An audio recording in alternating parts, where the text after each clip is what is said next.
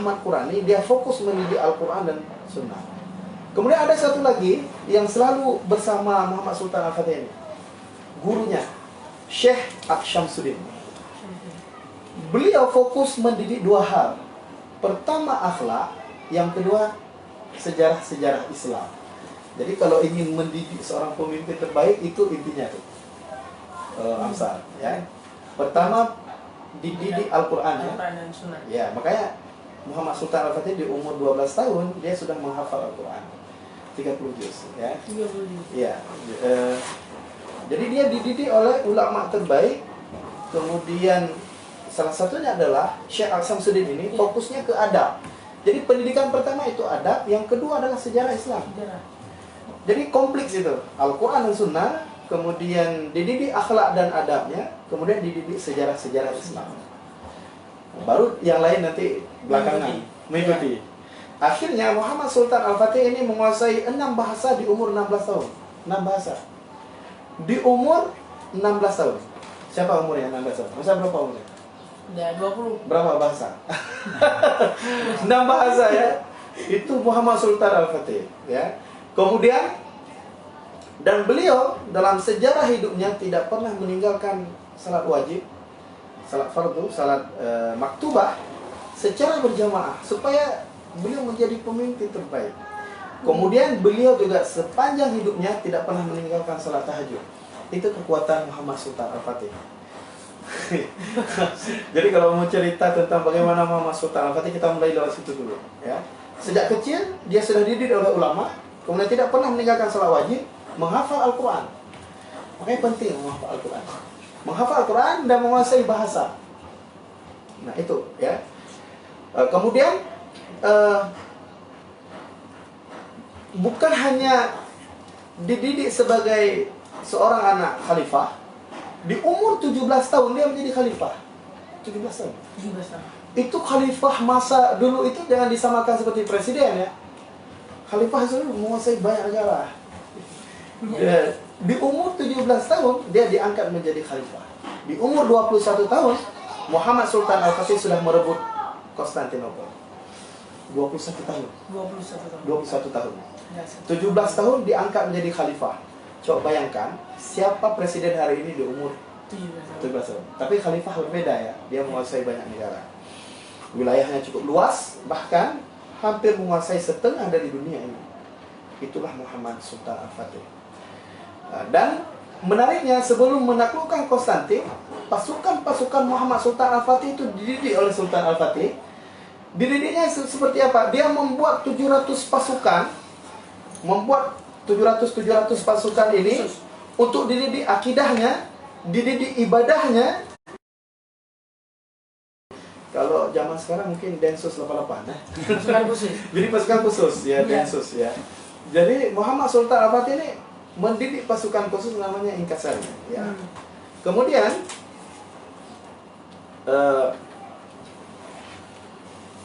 awal penyerangan Al-Fatih ini saya mulai lewat sejarah dulu. Nanti kita ceritakan materinya, ya. Ini sampai jam berapa nih? Sampai selesai. Sampai selesai. Sampai selesai. Jadi awal penyerangan Al-Fatih ini, pertama Muhammad Al-Fatih ini sangat cerdas dan menguasai ilmu kemiliteran.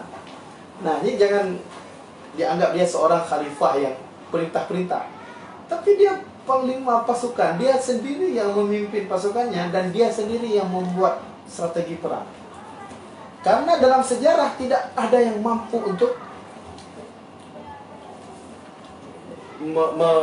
menaklukkan Konstantin ini dan bisa menembus benteng yang sangat kuat sekali. Nanti akan saya ceritakan bagaimana bentuk bentengnya. Dan saya melihat sendiri benteng itu. Saya foto lagi. Bagaimana kuatnya benteng Romawi itu. 3 lapis. Lapis pertama itu ada dibuat semacam kolam. Lapis kedua itu benteng. Ada lapis ketiga lagi yang lebih tinggi. Jadi 3 lapis. Sulit sekali ditembus. Dan Muhammad Sultan Al-Fatih mempelajari, ya, apa yang dipelajari oleh Muhammad Sultan Al-Fatih ini. Ternyata Muhammad Sultan Al-Fatih mempelajari kenapa selama ini kita sulit menaklukkan Konstantin. Karena Selat Bosporus itu dibuka. Jadi siapapun bisa masuk. Bisa masuk. Iya. Dan bukan hanya siapapun bisa masuk, dan Romawi ini bisa meminta bantuan dari sekutunya untuk siapa kalau udah masuk ke Bosporus itu bisa jadi satu perangkap. Dari dua benua tadi. Dari dua benua tadi. Ya, ditutup Bosporus itu oleh pasukan yang lain. Itu sama seperti kisah di perang Uhud itu, ya. Saat Nabi dikepung dengan dua arah, makanya kita kalah karena pasukan memanah itu turun dari bukit. Nah itu. Ini sama seperti Selat Bosporus ini. Ternyata Muhammad Sultan Al-Fatih itu mengetahui bahwa inilah kekurangan kita selama ini. Terbukanya Selat Bosporus. Menariknya, apa yang dilakukan oleh Muhammad Sultan Al-Fatih? Beliau membangun benteng baru. Nah, ini benteng yang dibangun itu di jalan masuknya Selat Bosporus. Nah, membangun benteng supaya apa? Saat ada yang masuk langsung dihadang di sana. Ya, bentengnya bernama Romeli Hisar. Jadi ada dua benteng sebelum Muhammad Sultan Al-Fatih, ayahnya sudah membangun benteng. Namanya Benteng Dolu Hisar. Nah, Benteng Dolu Hisar itu berada di benua Asia. Menariknya, Muhammad Sultan Al-Fatih ini membuat benteng baru di wilayah Eropa. Iya. Sebelahnya. Sebelahnya. Dia buat benteng baru berada di sebelahnya. Jadi Anadolu Hisar ini yang dibuat pada zaman Sultan Bayezid I, ya. Itu kakek-kakeknya Muhammad Al-Fatih, untuk mencegah bala bantuan untuk yang datang dari Laut Hitam, ya, yang tingginya 25 meter. Itu Anadolu Hisar, benteng yang dibuat di masa Bayezid.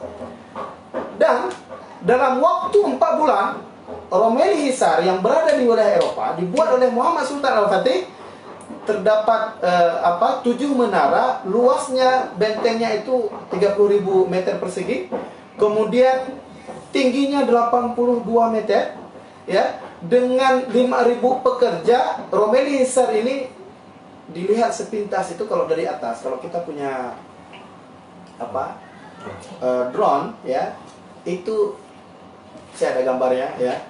Maka bentuk benteng itu persis dengan kalimat Muhammad. Ini menariknya, dia mendesain benteng ini dengan kalimat Muhammad. Ya. Ada yang menarik, setelah Raja Romawi Konstantin ini mendengar bahwa Muhammad Sultan Al-Fatih membangun Romeli Hisar di wilayah Eropa, ya, kabar ini terdengar di telinga Kaisar. Kemudian dilarang membangun benteng tersebut. Kaisar melarang, ya.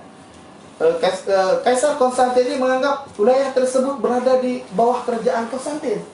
Kok dia berani membangun benteng di wilayah mereka? Nah, ini menarik. Jadi Kaisar kemudian mengirim surat ke Muhammad Sultan Al-Fatih. Ada surat. Karena dia mendengar bahwa ada benteng yang dibangun di wilayah Eropa. Ya, wilayah Eropa. Jadi benteng itu menariknya, Al-Fatih ini ditegur oleh Kaisar. Al-Fatih, kata Kaisar ini, ya, ini tanah milik kami, ya, isi suratnya. Tidak seorang pun boleh membangun benteng tanpa seizin kami. Pendahulu kamu dulu, jadi pendahulu khilafah dulu, sebelum membangun Anadolu Hisar, ya, saja meminta izin kepada kami, layaknya meminta izin orang tua kepada anaknya, ya. Sedangkan kamu berani bikin benteng di tanah orang lain tanpa meminta izin. Nah, ini bedanya, ya. Apa kata Muhammad Sultan Al-Fatih? Ini menarik, dia balas suratnya kepada Kaisar, ya. Saya kasih tahu kamu, menarik nih, di umur 17 tahun, ya. Wilayahmu adalah Konstantinopel yang dikelilingi oleh benteng-benteng, ya. Jadi selain wilayah itu bukan wilayahmu, dan aku bebas membangun apapun di atasnya. Berani nggak? Ya. Luar biasa sekali, ya. Dan kalau kamu berbicara tentang sultan sebelum saya, ketahuilah baik-baik bahwa sultan sekarang berbeda dengan sultan sebelumnya. Wow, ya. Dan yang tidak mereka lakukan akan saya lakukan. Yang tidak mereka lakukan akan saya lakukan. Yang tidak mereka selesaikan, maka akan saya selesaikan. Nah, maka kalau kamu mengirim pasukan ke sini untuk menghalangi atau mencegah untuk membangun benteng itu, maka saya pastikan mereka tidak akan pulang dalam keadaan hidup-hidup. Coba gitu. Itu kalimat Muhammad Sultan Al-Fatih untuk Raja Romawi. Siapa nggak marah? Ya. Tapi menurut saya ini sangat menarik, teman-teman pendengar semuanya, bahwa inilah sikap Sultan Al-Fatih yang sangat tegas kepada orang-orang kafir saat itu. Ya. Kemudian setelah membangun benteng, Muhammad Sultan Al-Fatih membuat meriam. Nama meriamnya Muhammad Grids Gun. Ya. Meriam ini dibuat oleh seorang ahli teknik mesin dari kimia asal Hongaria. Jadi nanti ini Muhammad Sultan Al-Fatih ini menyuruh membuat meriam itu kepada orang Hongaria yang saat itu dia sedang mencari pekerjaan, ya. Namanya Orban, ya. Kemudian seperti sebuah takdir memang dikirim oleh Allah, Sultan menyambutnya dengan menanyai dengan cermat. Ya, kemudian Al-Fatih bertanya apakah dia bisa membangun sebuah meriam, karena untuk menaklukkan Konstantin itu dengan benteng yang sangat kuat itu, maka yang harus dilakukan adalah membuat meriam yang paling besar, karena nggak mungkin ditembus benteng itu, ya. Membuat meriam. Jadi dia menyuruh membuat meriam kepada seorang teknik mesin yang bernama Urban. Kemudian Urban menjawab, saya bisa membuat meriam perunggu dengan kapasitas batu yang Anda inginkan. Dia katakan kepada Muhammad Sultan Al-Fatih. Ya. Dan dia menjanjikan, saya telah memeriksa tembok-tembok kota yang sangat rinci, karena dia pernah tinggal di Konstantin itu. Wah, ya. Kemudian saya bisa menghancurkan tidak hanya tembok-tembok ini, tapi batu-batu dari senjataku, tetapi juga tembok-tembok Babel itu sendiri. Jadi dia memastikan bahwa Sultan Al-Fatih bisa, beliau bisa akan membuat meriam kepada Muhammad Sultan Al-Fatih dan akan menghancurkan benteng-benteng Konstantin itu. Jadi di musim gugur pada tahun 1452 Masehi, Orban mulai bekerja di Edirne, ya, membuat sebuah meriam terbesar yang pernah ada di dunia. Nanti saya akan nampak fotonya. Besar sekali. Kalau kita berdiri itu berarti mungkin ya sebesar Amsal tinggi meriam itu, ya. Coba bayangkan tuh, ya. Kemudian menariknya, Muhammad Sultan Al-Fatih menyiapkan sejumlah besar bahan dari senjata, dari bubuk mesiu, tembaga, timah, ya, belerang dan sebagainya. Para pekerja menggali lubang tuang untuk cetakannya itu harus menggali lubang, ya. Kemudian sangat besar sekali, melelahkan sekali. Kemudian ditungku berlapis-lapis, dipanaskan, dituangkan dalam cetakan tadi untuk membuat sebuah meriam. Bayangkan tuh, dengan panjang 20 kaki sekitar 8 meter. 8 meter panjangnya, beratnya 16,8 ton. Kemudian berdinding, berperunggu, padatnya 8 inci tebalannya, menyerap kekuatan ledakan dan memiliki diameter 30 inci. Berarti berapa tuh? Luas, ya? Cukup bagi seorang pria masuk ke dalamnya. Kalau kita mau masuk, muat. Coba bayangkan berapa besar meriam itu. Dan meriam itu dirancang untuk menembak batu seberat lebih kurang itu setengah ton, ya. Senjata itu kemudian dikenal dengan nama apa? The Muhammad Grids Gun, ya. Muhammad Sultan Al-Fatih. Dan Muhammad Sultan Al-Fatih menyuruh Orban tadi untuk membuat 69 meriam.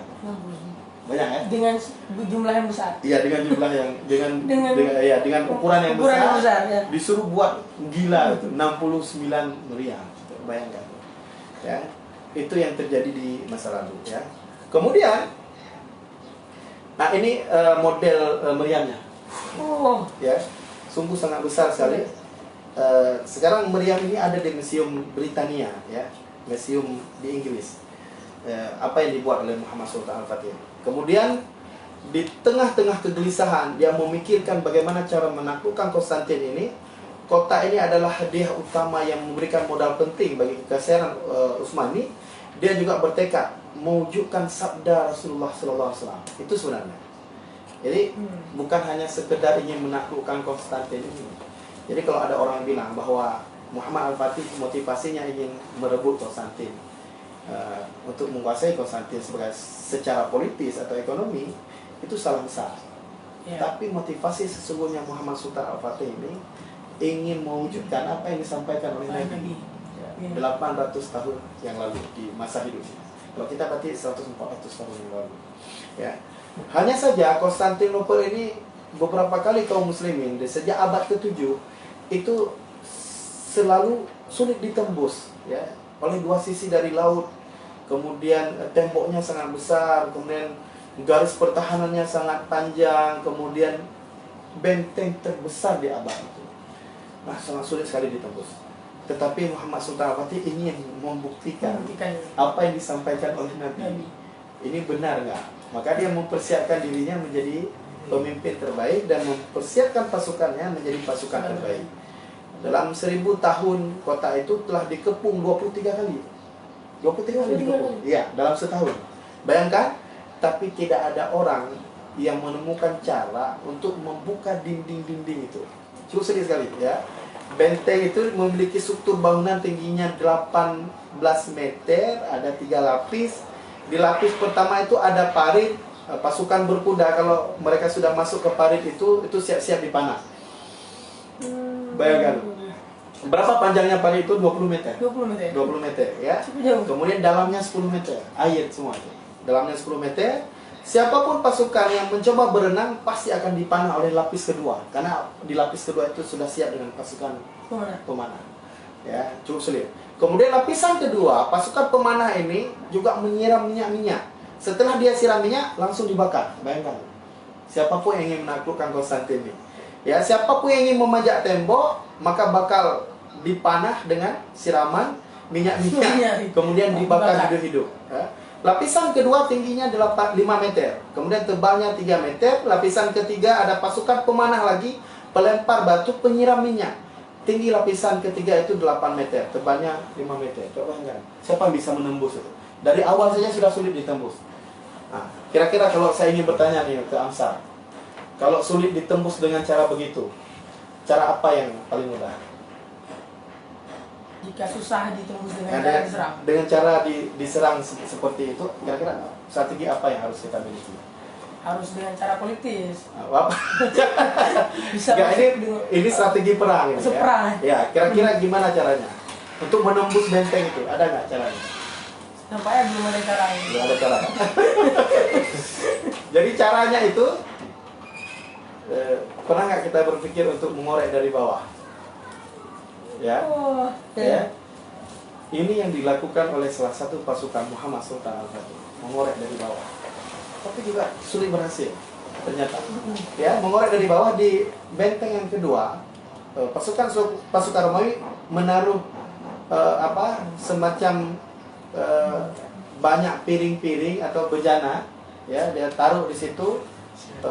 Jadi saat dikorek-korek dari bawah itu, kalau bergetar itu, berarti ada orang di bawah, langsung dibakar hidup. Jadi juga sulit ditembus, ya. Tapi kita akan ceritakan bagaimana strategi Muhammad Sultan Al-Fatih, karena beliau tidak pernah akan putus asa untuk menaklukkan Konstantin ini, yang disebut-sebut oleh Rasulullah Shallallahu Alaihi Wasallam sejak perang Khandaq di Madinah. Ya. Kemudian saya ingin ceritakan tentang benteng ini, ya. 1123 tahun tak mampu orang menembus benteng ini. Siapapun dia, ya, tidak mampu. Ya, sejak masa Bani Umayyah, Bani Abbasiyah, ya, sejak masa sampai ke Bani Utsmaniyah, ya. Jadi benteng ini ada 3 lapis yang saya ceritakan tadi, ya. Kemudian lapis kedua itu pasukan memanah sudah siap-siap untuk menyiraminya, mengerikan. Kemudian di lapis ketiga sudah ada pasukan memanah untuk melempar batu dan menyiraminya. Dan itu terjadi di masa peperangan dengan Muhammad Sultan Al-Fatih. Nah, ini gambarnya, ya. Apa yang dilakukan oleh Muhammad Sultan Al-Fatih? Ini yang menarik, Amsar. Ini ada 3, ya. Kalau kita lihat gambar ini ada penyerangan lewat laut. Jadi Muhammad Al-Fatih ini menyerang lewat laut. Kemudian Muhammad Al-Fatih juga menyerang lewat daratan. Kemudian ada satu lagi namanya Golden Horn, ya, tanduk emas. Ini tanduk emas. Nah, menariknya untuk memasuki tanduk emas ini itu dihalangi oleh rantai besi yang besar sekali. Jadi nggak bisa masuk ke situ. Nah, caranya bagaimana? Ini yang menarik caranya. Muhammad Al-Fatih membawa perahu ini lewat gunung, lewat bukit dalam satu malam. Nanti akan saya ceritakan. Perahu dilewati. Gila, iya, gila itu. Biasanya perahu berlayar di laut, ya. Tetapi Muhammad Sultan Al-Fatih berlayar di bukit. Dilihat oleh pasukan Romawi. Benar, umat Islam ini gila. Ya. Salah satu ide yang sangat cemerlang karena di bahagian Golden Horn itu bentengnya tidak 3 lapis. Bentengnya lumayan mudah untuk ditembus. Makanya mereka melewati lewat situ, ya. Kemudian Mehmet II ini mengerahkan 140 kapal Muhammad Sultan Al-Fatih di dalam perang tersebut, ya, di tahun 1453 Masehi, ya. Sekitar berapa tuh, 800 tahun Hijriah. Kemudian 320 buah perahu. Bayangkan, 320 buah perahu dengan angkatan tentara berjumlah 150.000 orang, termasuk 12.000 pasukan khusus Inka-Sari atau Janisari yang terlatih, yang dilatih tadi. Ya. Bayangkan tuh, ya. Lewat laut 27 apa itu? Lewat laut itu, ya. 27 kapal Romawi, ternyata umat Islam kalah. Ini menarik nih. Jadi bukan mudah selama berperang itu sampai kurang lebih 2 bulan. Bukan. Penyerangan itu iya. Lama sekali itu. Bayangkan tuh. Berperang 2 bulan. Kemudian 27 kapal Romawi bisa mengalahkan 400 kapal Utsmani. Dalu kapal Utsmani kalah. Apa penyebabnya? Ternyata Romawi kapalnya lebih besar. Bahkan lebih besar 7 kali lipat. Dengan kapal-kapal orang Islam, ya, Khalifah Utsmani. Jadi akhirnya ditembak, dibom semua kapal orang Islam. Itu pertama sumber kekalahan, ya. Islam sudah mulai kalah. Kemudian lewat darat, meriam ditembakkan, hanya bisa ditembakkan 3 jam sekali. Nggak bisa, jangan membayangkan meriam bisa selalu ditembakkan. meledak meriamnya, karena radius panasnya itu mengerikan. Jadi kalau ditembak sebentar-sebentar, bukan hanya meriamnya yang meledak, orang-orang yang di dekatnya akan meledak. Karena panas sekali, kan Mesir itu, ya, panas sekali. Jadi hanya bisa ditembakkan 3 jam sekali. Dan menariknya, saat Muhammad Sultan Al-Fatih menembakkan ke sisi bagian yang sangat kuat itu, setelah ditembakkan, dicor kembali dalam waktu yang singkat. Tembakkan 3 jam, dah seperti semua. Dibuat lagi oleh pasukan Romawi. Inilah yang membuat Muhammad Sultan Al-Fatih itu berpikir keras bagaimana untuk menaklukkan benteng itu. Karena hanya bisa ditembak 3 jam sekali. Kemudian di sebelah Golden Horn yang saya sampaikan tadi, ada selat, ya, ada sebuah lorong sungai kecil, ya. Umat Islam boleh masuk ke sana. Masalahnya dipasang rantai-rantai sebagai ranjau. Besar rantai itu. Berarti Muhammad Sultan Al-Fatih harus berpikir lagi bagaimana menembus Konstantinopel, ya. Dan pasukan itu mulai kelelahan. Ada yang mulai sakit, ada yang mulai syahid, ada yang mulai mau pulang. Bayangkan. Ada niat mau pulang. Ada yang mau pulang. Karena kelelahan, kelaparan, mulai jatuh sakit. Ada yang mengatakan ada suara-suara sumbang. Siapa di sini yang pernah naik gunung? Pernah naik gunung? Pernah naik bukit nggak? Ada. Ada, ya. Kalau sudah kelelahan sekali, kalau di Takengon itu kita namanya Buri Telong. Coba kalau yang nggak sanggup naik lagi itu kan, sudah mulai ada suara-suara sumbang, ya kan? Ya, dia tahu betul. Begitulah di zaman Muhammad Sultan Al-Fatih ini, saat di segala penjuru diserang, semua kita kalah. Bahkan banyak jatuh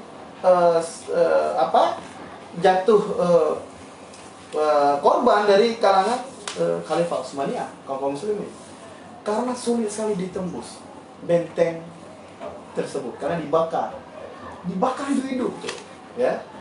Kemudian ada yang kelelahan, sakit, ada yang mulai terdengar suara-suara sumbang. Ini yang terjadi di tanggal 21 April yang saya sampaikan tadi. Ya. Mehmet II ini mengarahkan kapal perang agar diseret melalui Bukit Galata. Gila, saat Muhammad Sultan Al-Fatih menyampaikan ke pasukannya, kita akan menggeret perahu di atas bukit. Semua mereka menganggap, ini ide apa ini ya? Kalau di zaman kita pernah nggak membayangkan perahu dibawa di atas bukit? Bukit apa? Misalnya Selawah. Gimana sulitnya tuh? Impossible. Ya. Sesuatu yang tidak mungkin terjadi, membawa perahu di atas bukit. Tapi Muhammad Sultan Al-Fatih terkenal dalam sebuah kalimatnya, jangan mengatakan tidak mungkin kalau belum mencoba. Ustaz, lebih dekatkan Ya. Ustaz. Jangan bilang tidak mungkin kalau sebelum mencoba. Amsa punya impian apa? Depan Ke depan. Jadi apa? presiden. Jadi presiden. Jangan bilang tidak mungkin kalau belum mencoba. Anda harus optimis. Muhammad Sultan Al-Fatih memberi satu rasa yang optimis bagi pasukannya.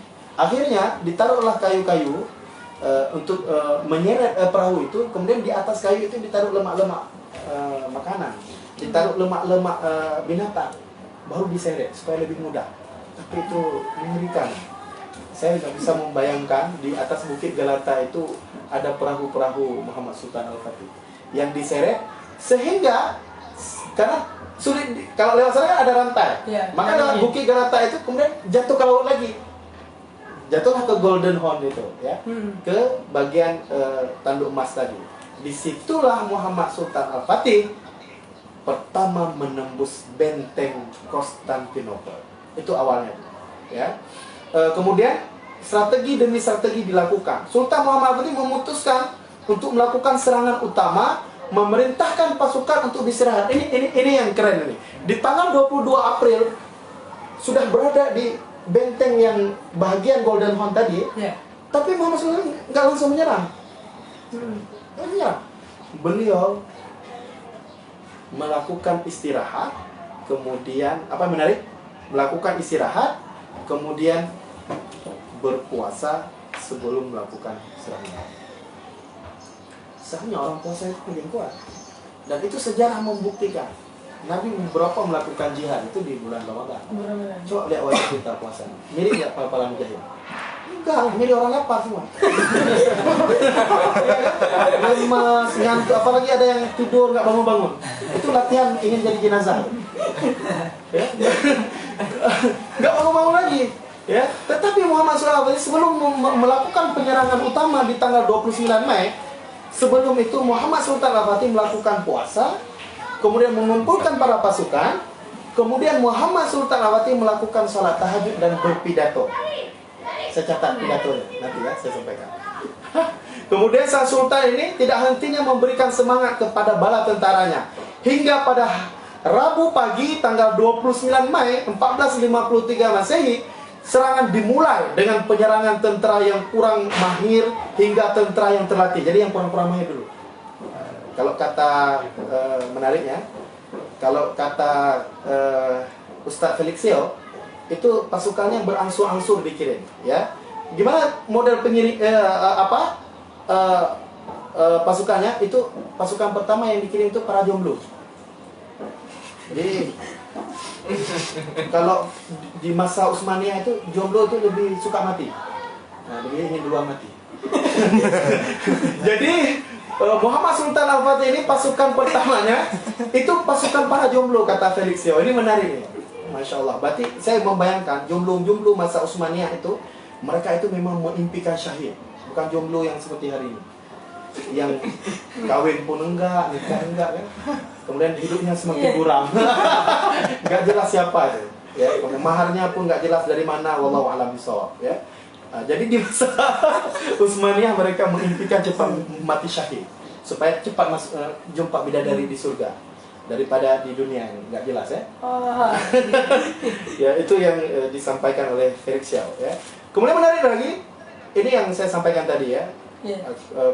Satu kalimat yang disimpan hingga saat ini, kata Muhammad Sultan Al-Fatih, jangan bilang sama saya mustahil kalau belum dicoba. Kalimat itu sebenarnya jadi kalimat kita nih. Jangan bilang sesuatu mustahil kalau belum dicoba. Jadi kalau ada ide cemerlang itu, jangan bilang mustahil. Kalau memang itu untuk kebaikan, lakukan. Ya, coba dulu. Ini belum dicoba dah duluan dibilang mustahil. Ya. Kemudian tepat pada jam 1 dini hari,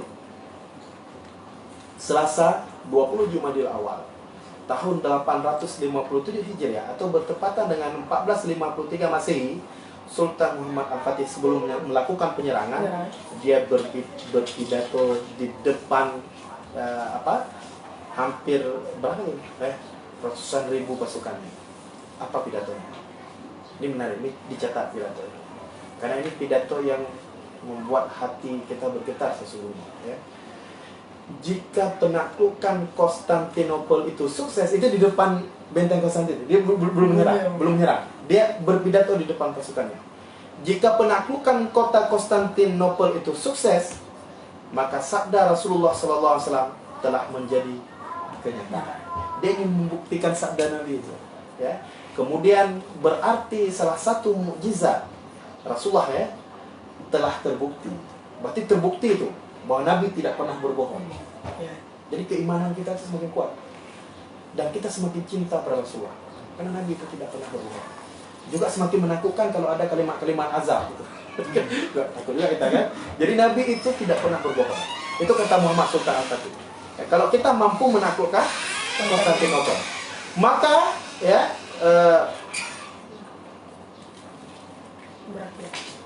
sudah ini ya habis ya. Zoom-nya kan harus masuk lagi ya. Kayak aktif yang ngomongnya. Oh itu? Kira-kira? Karena kan pelan pro aja. Oh, oke. Lanjut. Lanjut terus ya. Lanjut. Jadi oleh karena itu, mukjizat yang ini telah terbukti. Kalau kita mampu menaklukkan Konstantin, maka kita akan mendapat bagian yang telah menjadi janji dari hadis Nabi tersebut, yaitu berupa kemuliaan dan penghargaan. Oleh karena itu, sampaikanlah kepada seluruh pasukanku satu persatu, itu kata Muhammad Al-Fatih. Ini kalimat penting, ya, saya catat, bahwa kemenangan besar akan kita capai, ya, akan menambah. Jadi kemenangan ini justru akan menambah ketinggian dan kemuliaan Islam. Itu kata Muhammad Sultan Al-Fatih. Untuk itu, wajib bagi setiap pasukan menjadikan syariat selalu di depan matanya. Jadi, ini konsepnya. Jangan mengganggu para pendeta, orang-orang lemah tak berdaya yang tidak ikut terjun di dalam pertempuran. Jadi kalau ada orang bilang bahwa kalau ada orang bilang misalnya begini nih, ada orang bilang Islam itu tidak toleran atau intoleran, itu salah besar. Ya. Muhammad Sultan Al-Fatih mengajak dalam pidatonya saat ingin menaklukkan Konstantin, tolong jangan membunuh para pendeta dan jangan membunuh para wanita, jangan membunuh anak-anak. Ini luar biasa. Ya, jangan merusak gereja dan membiarkan orang-orang Nasrani saat itu bisa hidup tenang dan damai di Konstantin saat beliau menjadi khalifah, ya. Bagi saya ini cukup menarik, ya. Kemudian menariknya lagi, sebelum penyerangan itu terjadi, maka beliau sudah siap-siap dengan beberapa pasukan yang sudah dipersiapkan. Secara terencana akhirnya membuahkan hasil dan jatuhnya Konstantinopel di kekhalifahan Utsmaniyah atau Turki Utsmani. Dengan penaklukan yang dilakukan, maka Konstantinopel itu berubah menjadi nama Istanbul. Jadi bukan lagi Konstantin, Istanbul namanya. Apa maknanya Istanbul? Kota Islam. Kota Islam. Enggak, ini ya saya kalau dengar kota Islam langsung ke ini. Ini laptopnya udah habis baterai juga, bisa casnya udah berangkat saya. Ya. Jadi maka menariknya Amsat, saat Muhammad Sultan Al-Fatih ini mengirim beberapa pasukan secara terinci dari yang lemah sampai yang kuat. Jadi strategi perangnya mantap tuh. Jadi kan sudah yang lemah-lemah itu yang sudah membuat pasukan lawan itu lelah. Baru di akhir itu dikirim pasukan khusus yang lebih kuat, ya, yang lebih cerdas. Kemudian mereka sudah terbiasa dengan latihan perang. Ini Kemudian inilah awal ya Muhammad Sultan Al-Fatih setelah mengirim pasukan dan menang menaklukkan Konstantin di bagian Golden Horn ini, kemudian mengusir tidak mengusir serta-merta orang-orang masyarakat yang berada di Konstantin. Jadi beliau melihat Konstantin berzikir terus karena kota paling indah. Jadi Masya Allah, beliau berzikir terus. Ini kekuasaan Allah.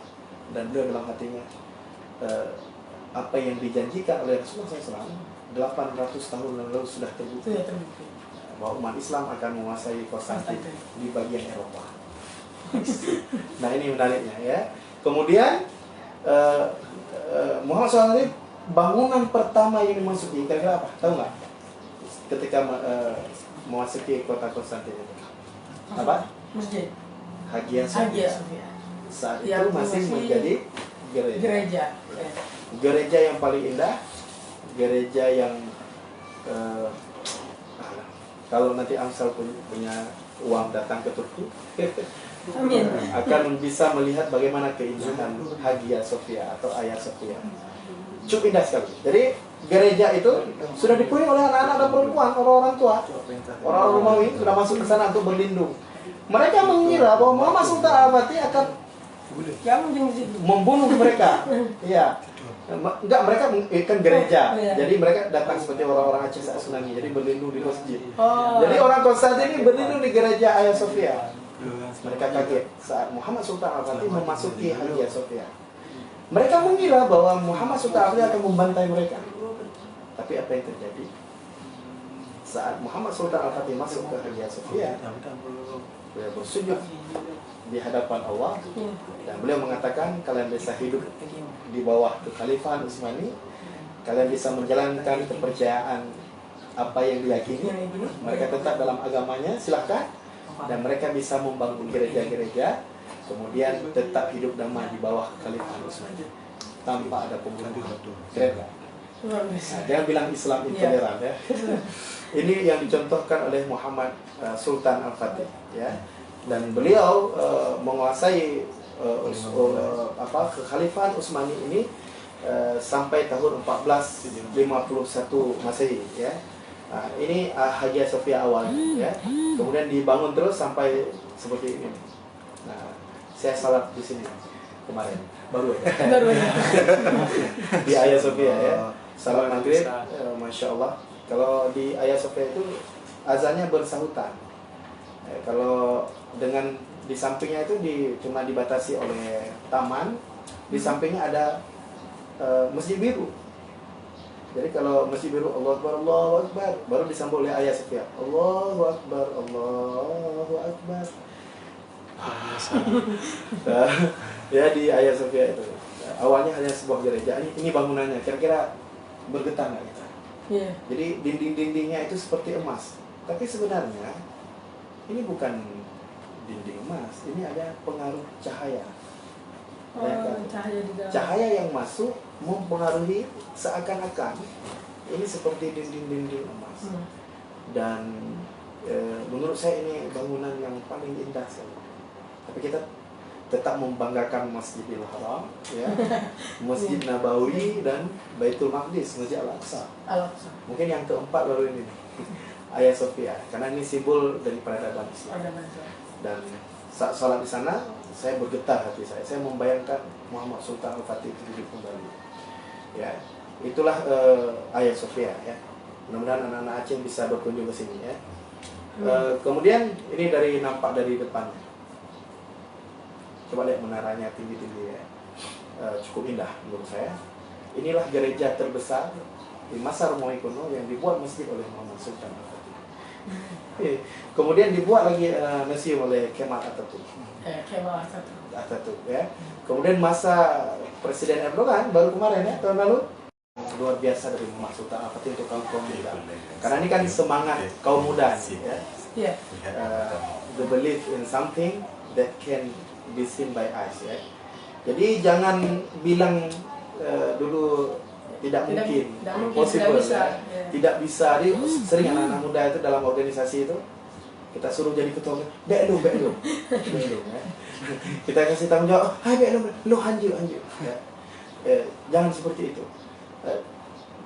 Juga kita yang memiliki impian, jangan pesimis. Anda punya memiliki impian apa? Ya. Dulu saya memiliki impian jadi kepala sekolah. Dan sekarang sudah jadi kepala sekolah. Dulu bagian dari impian. Dari impian sejak SD ya. Jadi yang jangan pernah menganggap bahwa sesuatu yang tidak terlihat oleh mata itu tidak bisa kita lakukan. Ya. Jangan menganggap itu. Muhammad Sultan Al-Fatih memang ini pelajaran penting.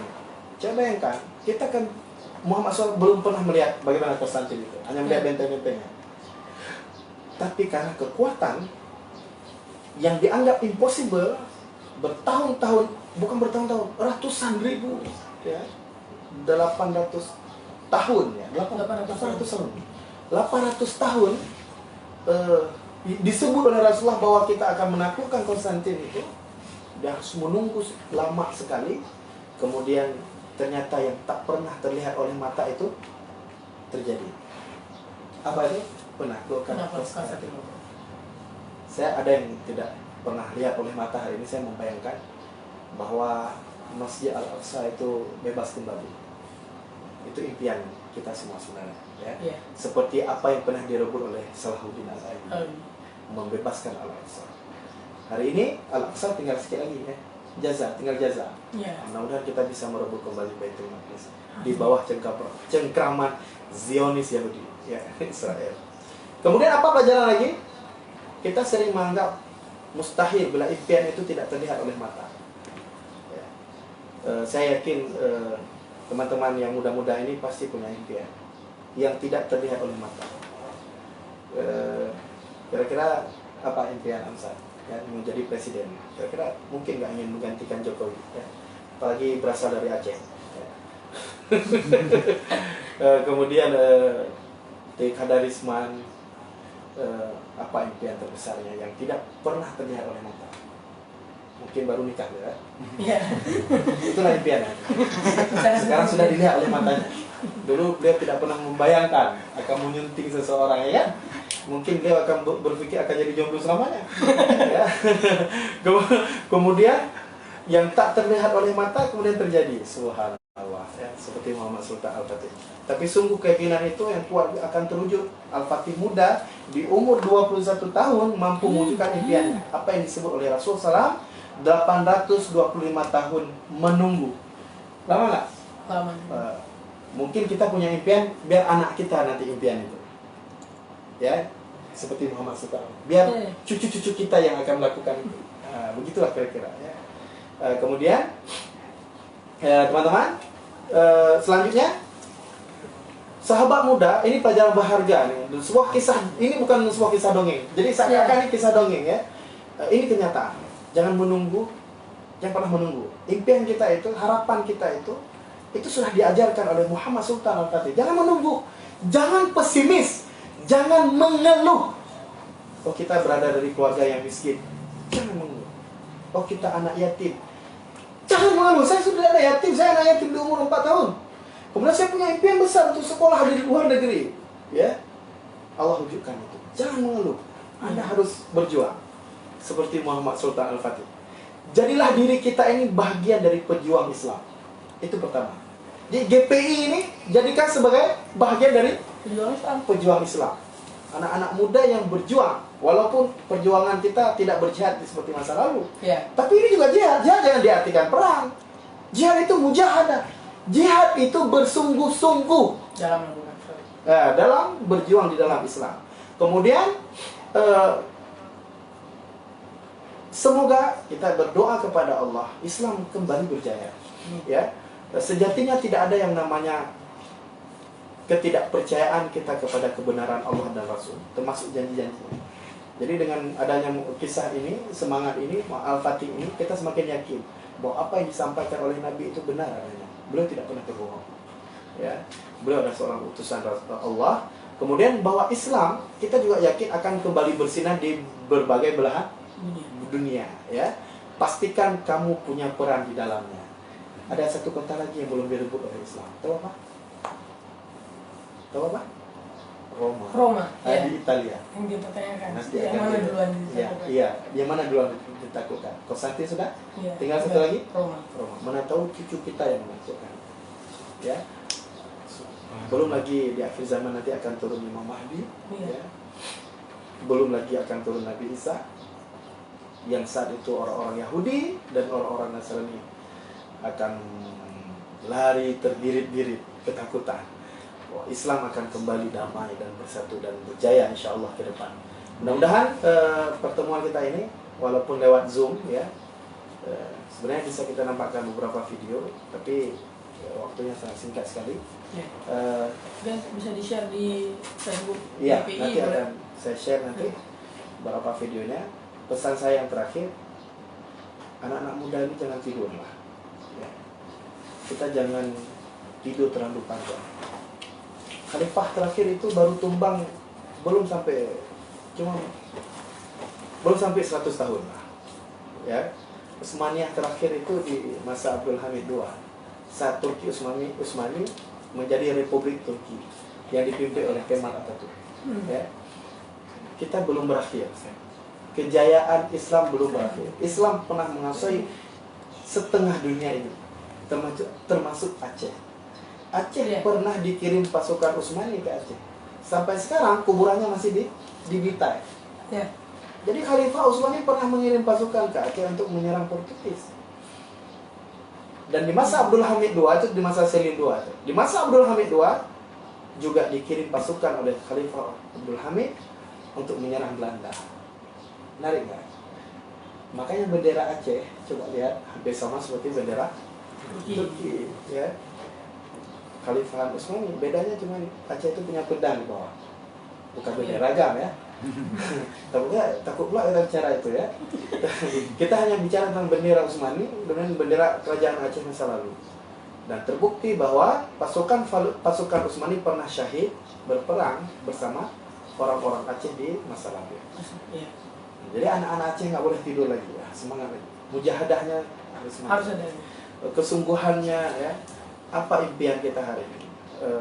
Jangan kita simpan agama kita.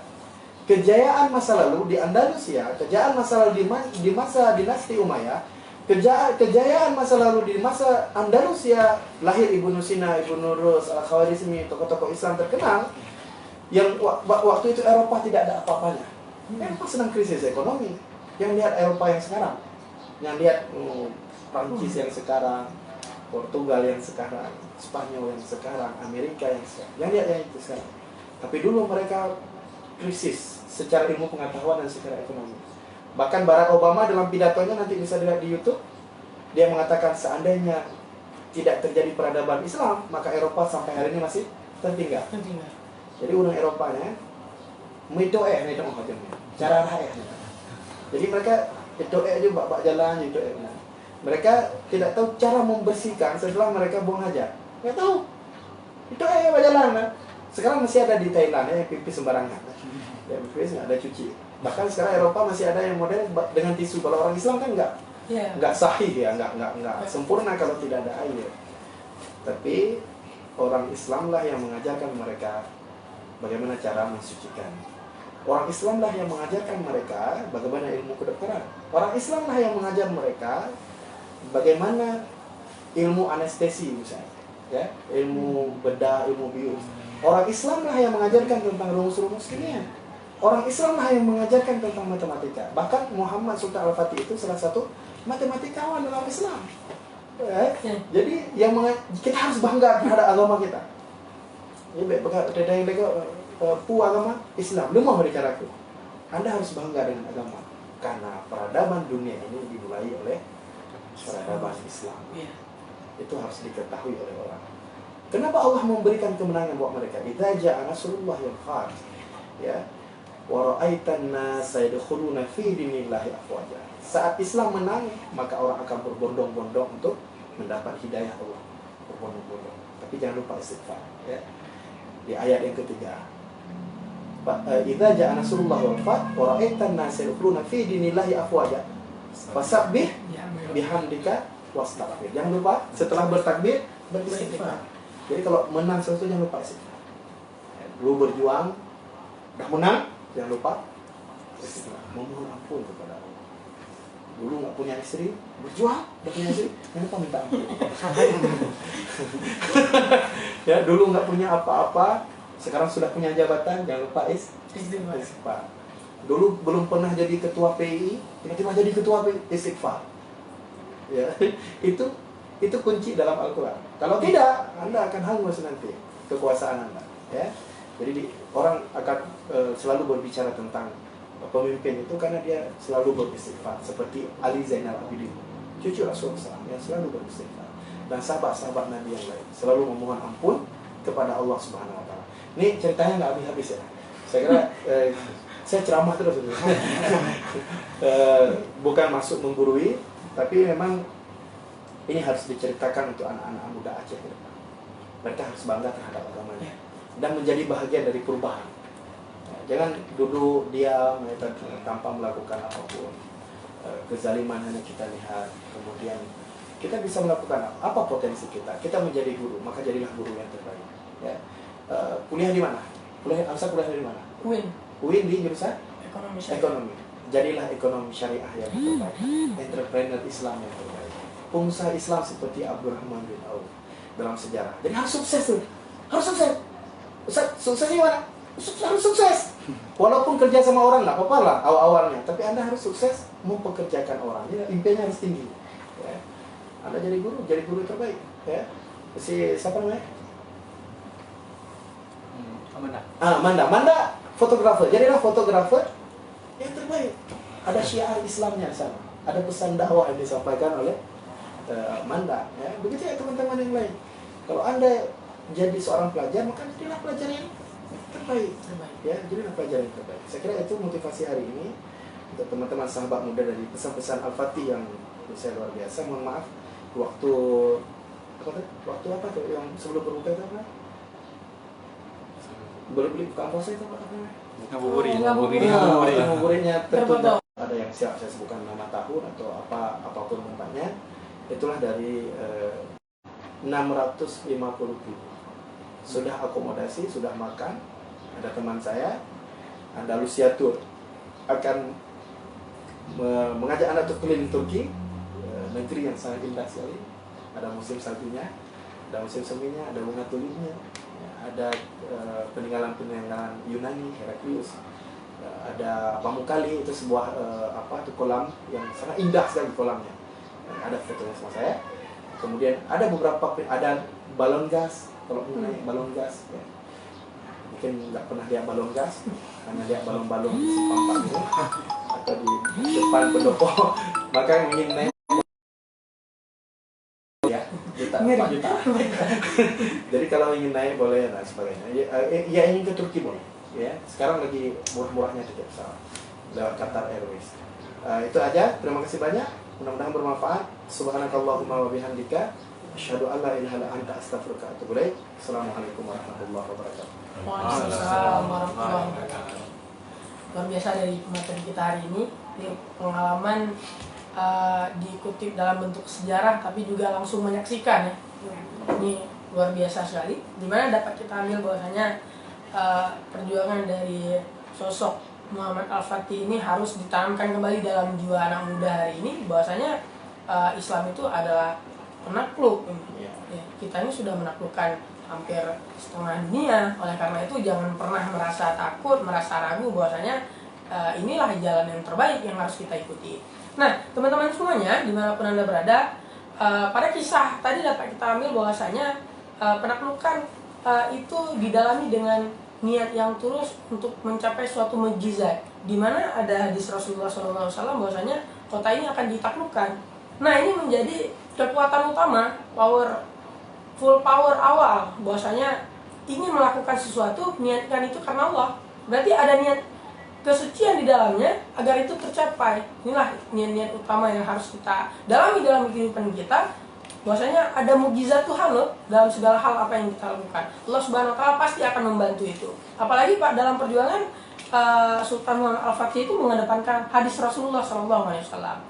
Nah, indahnya kota Konstantinopel itu luar biasa terlihat bahwasanya setelah 800 tahun, di mana hadis Rasulullah SAW, setelah 800 tahun baru ditaklukkan.